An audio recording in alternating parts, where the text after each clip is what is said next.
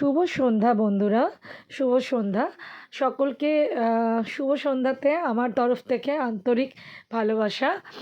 আমি চলে গেছিলাম কালকে শনিবার দিন।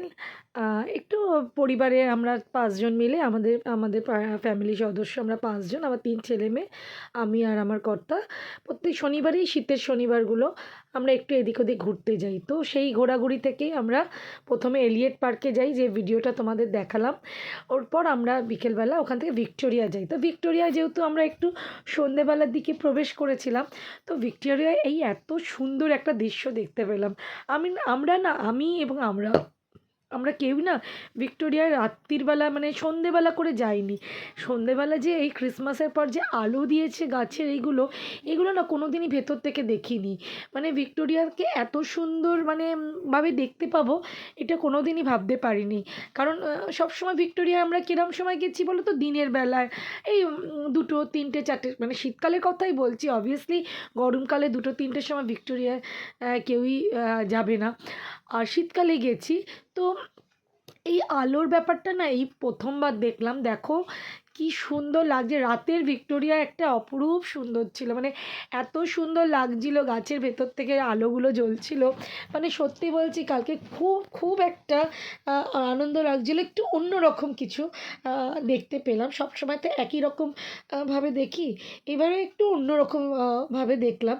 তো তোমাদের মধ্যে যদি কেউ মানে টিকনিকে এই 2টো 3টে পরিবার মিলে বেরাও, এরকম বন্ধুবান্ধবরা, ফ্যামিলি সবাই বেরায় না? তো কোনো সময় যদি কোনো শনিবার রবিবার বেরাও, তো তোমরা কি করবে, একটা ফার্স্ট টাইম এসে এলিয়েট পার্কে ঢুকে যেতে পারো।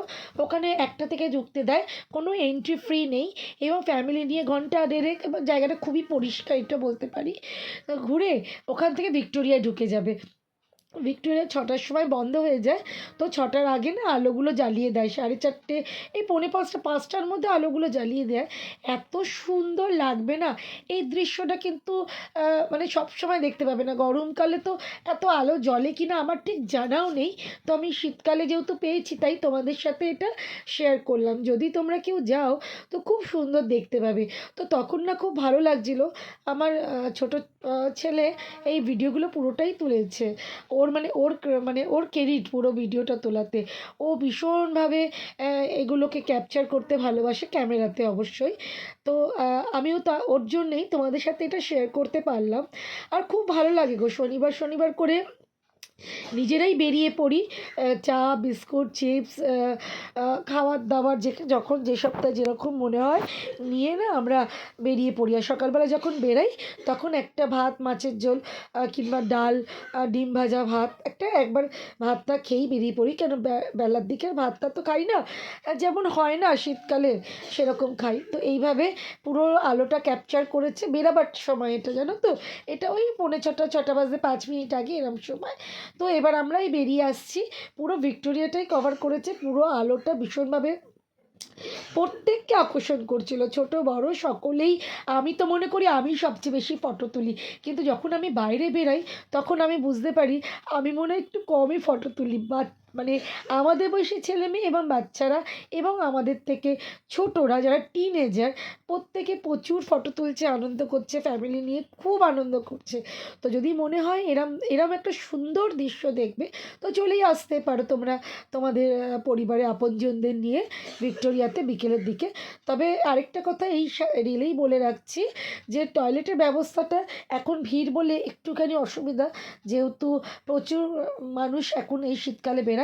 তো সেই ক্ষেত্রে একটুখানি তোমরা মানে দেখে নেবে যে ওটা যেন তোমরা ইউজ করতে না হয়। কেন ওটা খুব একটা যে পরিষ্কার তা বলতে পারবো না। তো পুরো ইনফরমেশনটা যেহেতু তোমাদেরকে দেবো এই ভিডিওতে, তাই তোমাদের বলে দিলাম। ভালো লাগলে কেউ ইউজ করো, না ইউজ করারই চেষ্টা করো, অ্যাভয়েড করো। তো পুরোটাই এবার আমরা বেরিয়ে আসছি। বেরিয়ে আসার পথে এগুলো লাস্টের দিকে। তো এইভাবেই কালকে সারাদিনটা, প্রথমে বেরিয়ে গেলাম ময়দানে, নেমে গেলাম এলিয়েট পার্কে। ওখানে 1 ঘন্টা থেকে ভিক্টোরিয়া থেকে বেরিয়ে আমরা আবার নন্দনে যাব। নন্দন ঘুরে তারপর আমরা বাড়ি এসেছি। তাও মোটামুটি 8:30, 9:15 বেজে গেছে। হ্যাঁ, তো বেরিয়ে পড়ো, এই সুন্দর একটা ভিক্টোরিয়ার আমাদের রানীকে দেখার জন্যে। রানী এখন ভীষণভাবে সেজে উঠেছে।